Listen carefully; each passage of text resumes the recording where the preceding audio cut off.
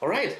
Yeah, thank you, Astrid, for being here. So we want to talk about one of your recent publications today. Yeah, I'm happy to share that. Yeah. So what is, in a nutshell, the main outcome of your publication? So, in a nutshell, we could show that the effects of a drug that is usually used to treat attention deficit hyperactivity disorder, short ADHD, interacts with the ability of a person to self-modulate brain electrical activity. So what do you mean with interact? So, depending on the ability of a person to modulate their own brain activity, the effects of methylphenidate differ. All right. So common sense at least would suggest that when you take methylphenidate, for example, it works the same way regardless of the person who is taking the med. So this is wrong? Kind of. So, what our study showed is that it's working differently. So, this assumption likely has to be refined because what we could show is that depending on the self modulability, the drug unfolds different effects. All right, but how did you find that out? So we invited adults without any psychiatric or neurological disorders to 2 appointments in our EEG laboratory. And we gave them at one appointment the drug methylphenidate, and at the other appointment they didn't receive any active substance. And then we asked them to conduct a task where they had to control their impulses. And at the beginning of the first appointment, we further asked them to play a game where they had to make a cartoon character walk across the screen. And to do that, they had to regulate their own brain activity into a certain range. So people differ in how well they can do that. So we could compare people who were good at doing that game and people who were not so good at doing that game. So to me, it's like, let's say, learning to drive a bicycle, yeah? So there are people who learn it faster and some people who learn it slower, but you don't really know how to do it, but at some time it works. And I assume that this is the same also when you're trying to implicitly learn how to regulate your brain activities, right? Yeah, exactly. So our participants tried different strategies, but in the end, no one could really tell us how they indeed accomplished that.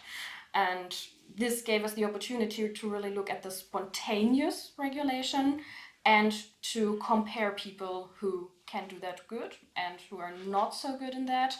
And this showed us then that people who are really good at modulating their own brain activity had a larger benefit from taking methylphenidate in that impulse control task. So we saw that on the behavioral and at the neurophysiological level. So in how far would you say that this goes significantly beyond what's already known? So until now, we knew that the effects of methylphenidate or drugs in general have a high variability between people. So it depends on the person how well or how large the effects are of a drug.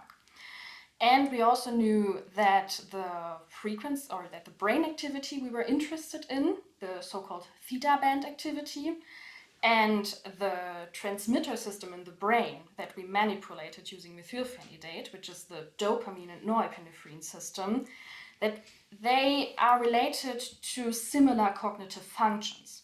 But this study now shows that they are really interrelated and that this theta band activity might serve as a marker on how the transmitter system in the brain looks like.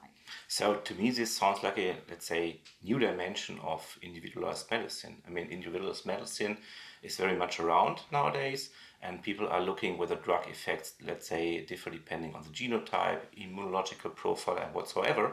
But I think that there is not at all something out there where you look, okay, what are characteristics of the person when it gets to cognitive functions and the way how to engage these cognitive functions, that this may also be a potentially relevant dimension to examine when you ascribe, for example, a drug to a patient, right?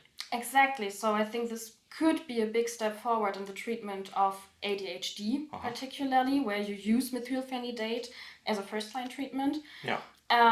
Because what you could think of is to maybe have such a gaming session where they have to do such a neurofeedback, that's how it's called, to see how able these patients are already to regulate their brain activity, and in that way to assess how successful the treatment with methylphenidate might be. And maybe if they are not so good in doing that game, maybe you could think of a neurofeedback training before prescribing this medication. Yeah. So, I mean, now you have, let's say, data from healthy adult participants. So it is, let's say, a longer shot to implement it into the clinics. But nevertheless, I think this is a very viable way and a very important and I think new direction to think about. Do you have any particular plans about that?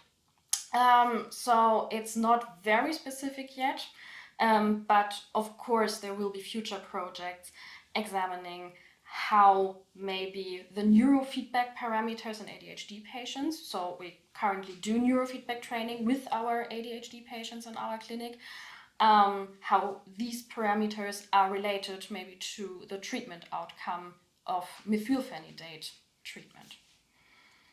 Great. Thank you very much, Astrid, for being with us, and thank you very much for watching, and see you next time.